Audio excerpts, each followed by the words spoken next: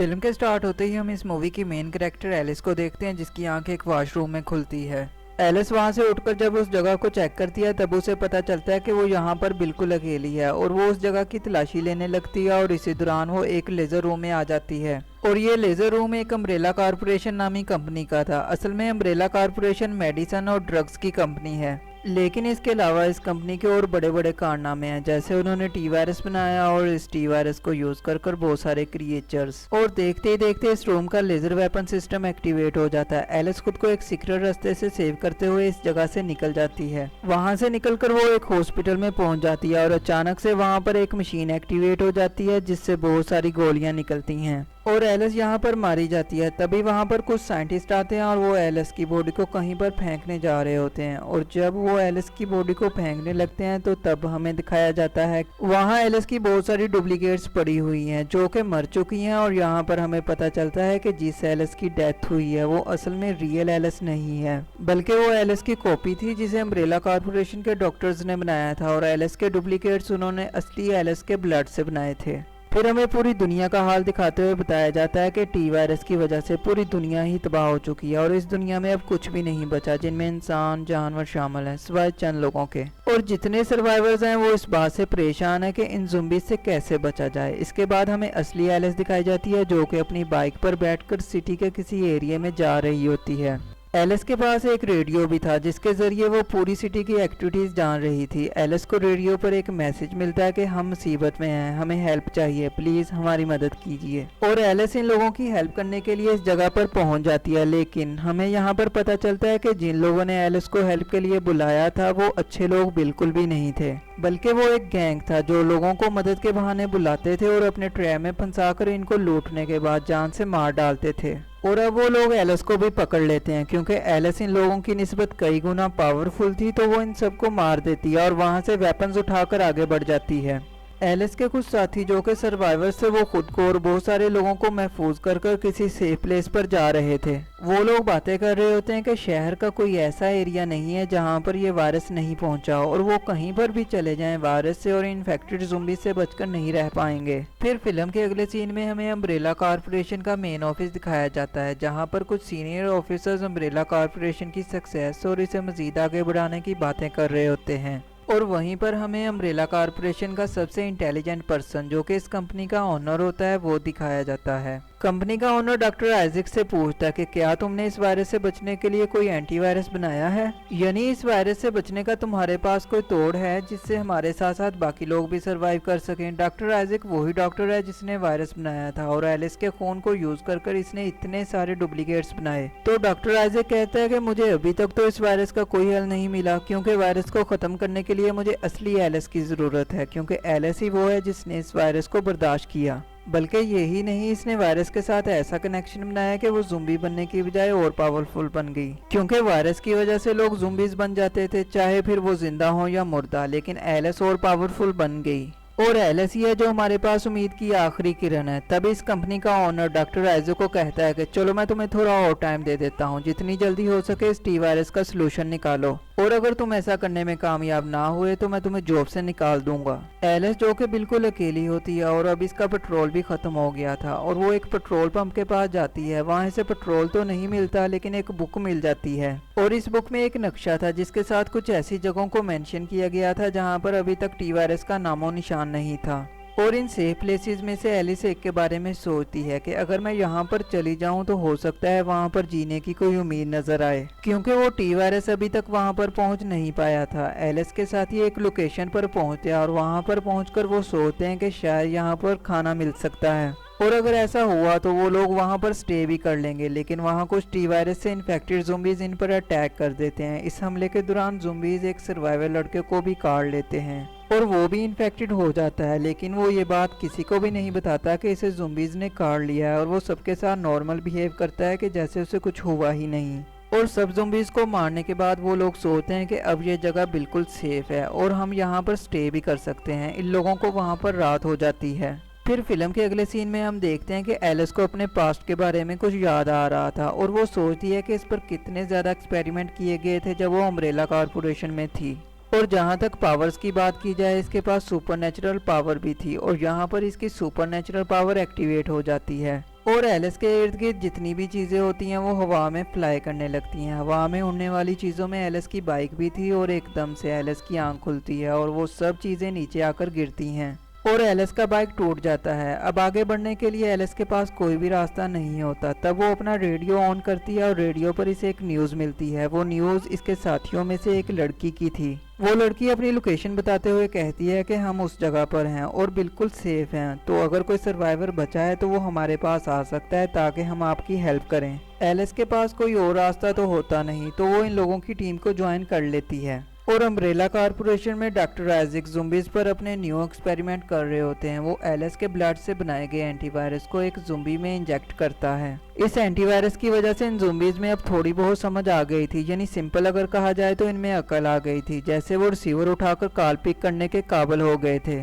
और यही नहीं बल्कि न्यू ज़ुम्बीज़ पजल्स को भी सोल्व कर रहे थे। लेकिन जब इन ज़ुम्बीज़ के पास खड़े साइंटिस्ट इन्हें मुश्किल पजल सोल्व करने के लिए दे देते हैं तब इसे काफ़ी गुस्सा आ जाता है। अब जाहिर सी बात है अगर इसके लिए पजल्स मुश्किल था तो वो इसे नहीं सुलझा पाया होगा और पजल्स को ना सोल्व करने पर वो इन साइंटिस्ट पर अटैक कर देता है। जबकि दूसरी तरफ एलिस के साथी जिस जगह पर होते हैं वहाँ पर कौवे आकर बोलने लगते हैं। वो कौवे काफ़ी अजीब नज़र आ रहे थे क्योंकि अब वो भी टी वायरस का शिकार हो गए थे और वो कौवे भी इन्फेक्टेड हो गए थे।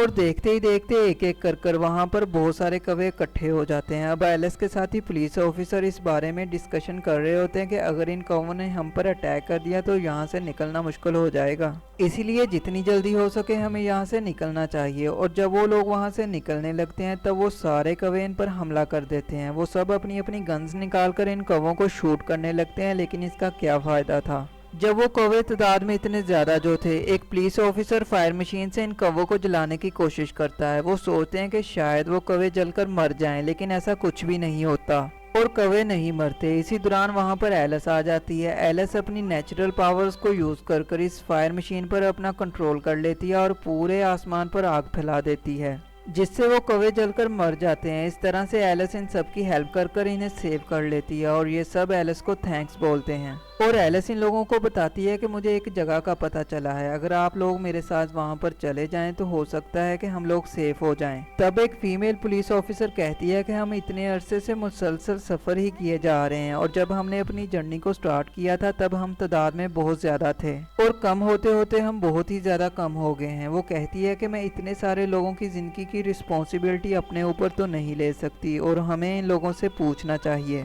इनकी परमिशन लेनी चाहिए। और वही फीमेल सोल्जर उन सब सर्वाइवर से पूछती है क्या हमें इस जगह पर जाना चाहिए, अपना अपना ओपिनियन दें। तब वो सब लोग वहाँ पर जाने के लिए एग्री हो जाते हैं। और जब वो सोल्जर्स अपना फ्यूल टैंक चेक करते हैं तो इन्हें पता चलता है कि हमारे पास तो पेट्रोल ही नहीं है इस जगह पर जाने के लिए, क्योंकि वो जगह काफ़ी दूर है, तो हमें वहाँ जाने के लिए ज़ाहरी सी बात है पेट्रोल चाहिए। तब एलिस इन लोगों को एक जगह के बारे में बताते हुए कहती है कि मुझे लगता है कि शायद वहाँ पर पेट्रोल मिल सकता है। इस जगह पर पहुँच हम अपने फ्यूल टैंक्स को भर लेंगे और इस सेफ प्लेस के लिए चल पड़ेंगे। और तभी वो लोग अपने थोड़े बहुत बचे हुए पेट्रोल को यूज़ कर इस जगह के लिए निकल पड़ते हैं। अम्ब्रेला कॉर्पोरेशन में डॉक्टर आइजक को इस बात का पता चल जाता है कि कहीं पर बहुत बड़ा ब्लास्ट हुआ है। और फिर हम देखते हैं कि पहले जैसे अम्ब्रेला कॉर्पोरेशन का सुपर कंप्यूटर रेड क्वीन थी, अब यहाँ पर अम्ब्रेला कॉर्पोरेशन का सुपर कंप्यूटर वाइट क्वीन थी, जो कि डॉक्टर आइजक के पास होती है। वाइट क्वीन डॉक्टर आइजक को बताती है कि मैंने एक लोकेशन पर बहुत बड़ा ब्लास्ट नोटिस किया है। वो कहती है कि मुझे 100% श्योर है कि वो एलिस ही है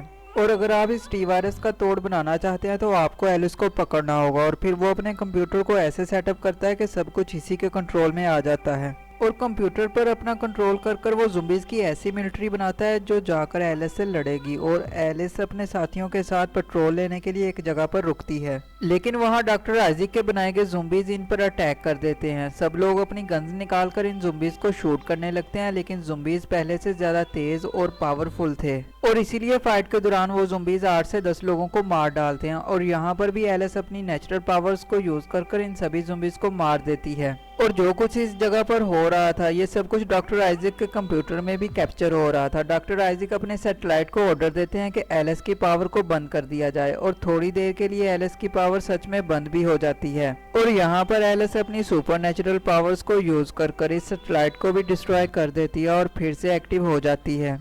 एक्टिवेट होने के बाद वो देखती है कि डॉक्टर आइजक अपनी पूरी टीम के साथ वहां पर पहुंचा हुआ है और वो इस टीम पर हमला कर देती है। तब बहुत सारे ज़ुम्बीज़ वहां पर आ जाते हैं और एक ज़ुम्बी डॉक्टर आइजक को काट लेता है। डॉक्टर आइजक खुद को सेव करने के लिए एक हेलीकॉप्टर में बैठकर वहां से चला जाता है। एलिस इस हेलीकॉप्टर को शूट करने ही लगती है, लेकिन एलिस ये सोचकर शूट नहीं करती कि ये हेलीकॉप्टर हमें इस सेफ प्लेस तक ले जाने में मदद करेगा और इसीलिए वो इस हेलीकॉप्टर को वहां से जाने देती है। इनमें से एक सीनियर पुलिस ऑफिसर को एक ज़ुम्बी काट चुका होता है और अब वो भी इन्फेक्टेड हो गया था और वो पुलिस ऑफिसर इन लोगों को कहता है कि थोड़ी देर तक मैं भी ज़ुम्बी बन जाऊंगा, लेकिन इससे पहले कि मैं ज़ुम्बी बनूं मैं तुम्हारे लिए ट्रक में बैठकर एक रास्ता बना देता हूं ताकि तुम लोग यहां से सेफली निकल जाओ। लेकिन एलिस इस पुलिस ऑफिसर को जाने नहीं देती, लेकिन ना चाहते हुए भी इसे जाना पड़ता है। वो कहता है कि अगर तुमने मुझे वहां जाने ना दिया तो मैं भी एक ज़ुम्बी बन जाऊंगा और तुम्हारे लिए खतरा बन जाऊंगा। और वो लोग इसकी बात मान लेते हैं और गाड़ी में बैठकर अम्ब्रेला कॉरपोरेशन के मेन ऑफिस के लिए निकल जाते हैं। अब जिस गाड़ी में वो सब सर्वाइवर थे वो एक जगह पर रुक जाती है और वो ट्रक जिसमें वो इन्फेक्टेड पुलिस ऑफिसर बैठा हुआ था वो आगे चला जाता है और वो पुलिस ऑफिसर इन लोगों के लिए रास्ता बनाते हुए इन ज़ुम्बीज़ को मारते हुए आगे बढ़ जाता है और एक जगह पर पहुंचकर अपना ट्रक ब्लास्ट करवा देता है और मारा जाता है। वहां पर एक बहुत बड़ा ब्लास्ट हो जाता है और इन लोगों के लिए वहां से निकलने का रास्ता बन जाता है। तब एलिस अपने साथियों के साथ इस हेलीकॉप्टर की तरफ बढ़ती है। एलिस जब वहां पर अपनी डुप्लीकेट्स देखती है तो इसे काफी गुस्सा आ जाता है और वो डिसाइड कर लेती है कि कुछ भी हो जाए वो डॉक्टर आइजक को नहीं छोड़ेगी और वो इसे मार डालेगी। एलिस एक फीमेल सोल्जर को कहती है कि तुम हेलीकॉप्टर में इन बच्चों को लेकर इस सेफ जगह पर चली जाओ, मेरा एक बहुत ज़रूरी काम रुका हुआ है, मैं इसे कर आती हूँ। और एलिस इस लैब के मेन एरिया में पहुंच जाती है और वहां पर वो व्हाइट क्वीन से मिलती है। एलिस व्हाइट क्वीन से कहती है कि अब से पहले मैं तुम्हारी सिस्टर रेड क्वीन से मिल चुकी हूं, तो तुम यहां पर क्या कर रही हो। व्हाइट क्वीन एलिस को बताती है कि डॉक्टर आइजक अब काफी ज्यादा चेंज हो चुका है क्योंकि डॉक्टर आइजक को ज़ुम्बी ने काट लिया था और इसीलिए डॉक्टर आइजक इस ज़ुम्बी वायरस से बचने के लिए तुम्हारे ब्लड से बने हुए मेडिसिन बहुत ज्यादा मिकदार में अपने अंदर इंजेक्ट कर चुका है। और व्हाइट क्वीन एलिस को कहती है कि ओवरडोज की वजह से डॉक्टर आइजक इंसान नहीं रहा बल्कि वो एक खतरनाक क्रिएचर में बदल गया है और इस टाइम वो इस लैब की बेसमेंट में है। व्हाइट क्वीन एलिस को बताती है कि तुम्हारे ब्लड में एक ऐसी चीज है जो टी वायरस का तोड़ बन सकती है और अगर तुम टी वायरस का तोड़ बनाना चाहती हो तो तुम्हें यहाँ पर सब कुछ मिल जाएगा जिससे टी वायरस का एंटीवायरस बनाया जा सके। लेकिन एक बड़ी मुसीबत है और वो है डॉक्टर आइजक। अगर डॉक्टर आइजक यहाँ पर रहा तो तुम कभी भी वो टी वायरस का एंटीवायरस नहीं बना पाओगी और इसीलिए तुम्हें डॉक्टर आइजक को खत्म करना होगा। और एलिस यहाँ पर डिसाइड कर लेती है कि कुछ भी हो जाए अब तो वो डॉक्टर आइजक को जान से मार कर ही रहेगी। एलिस डॉक्टर आइजक को मारने के लिए बेसमेंट में जाती है, तभी से वहां पर इसकी बहुत ज्यादा डुप्लीकेट्स मिलती हैं और जब वो अपनी डुप्लीकेट्स को देख रही होती है तब एक डुप्लीकेट एक्टिवेट हो जाती है और वो बाहर आ जाती है और एलिस अपने डुप्लीकेट को अपने रास्ते से हटा देती है और तभी वहां पर डॉक्टर आइजक एक क्रिएचर के रूप में आता है और इन दोनों के दरमियान अच्छी खासी लड़ाई होती है। अब चूंकि दोनों में ही बहुत ज्यादा पावर थी तो दोनों एक दूसरे पर भारी पड़ जाते हैं और लड़ते लड़ते वो दोनों इसी लेजर रूम में पहुंच जाते हैं जहां पर लेजर वेपन एक्टिवेट हो जाता है। लेजर वेपन एक्टिवेट होते ही वो डॉक्टर आइजक को काट डालता है और जब वो लेजर वेपन एलिस को खत्म करने के लिए आगे बढ़ता है तभी एलिस की एक डुप्लीकेट एलिस की हेल्प करती है और वो इस लेजर वेपन को वहीं पर स्टॉप कर देती है। और फिर फिल्म के अगले सीन में हम देखते हैं कि अम्ब्रेला कॉरपोरेशन में कुछ ऑफिसर्स और इस कंपनी का ओनर इस बारे में डिस्कशन कर रहे होते हैं कि इस वायरस को कैसे रोका जाए और इस वायरस का तोड़ कैसे पॉसिबल और अम्ब्रेला कॉरपोरेशन को कैसे सक्सेस दी जाए। और तभी वहां पर एलिस अपने होलोग्राम फॉर्मेट में पहुंचती है और वो कहती है कि मैं तुम्हारी अम्ब्रेला कॉरपोरेशन को पूरी तरह से तबाह करने के लिए आ रही हूँ और इस मिशन में मैं अकेली नहीं हूँ बल्कि मेरे साथ और भी बहुत ज्यादा लोग हैं। और तभी फिल्म के लास्ट सीन में एलिस की हमें बहुत ज्यादा डुप्लीकेट दिखाई जाती हैं और इसी के साथ रेजिडेंट इवल मूवी पार्ट 3 का यहीं पर एंड हो जाता है। Thanks for watching.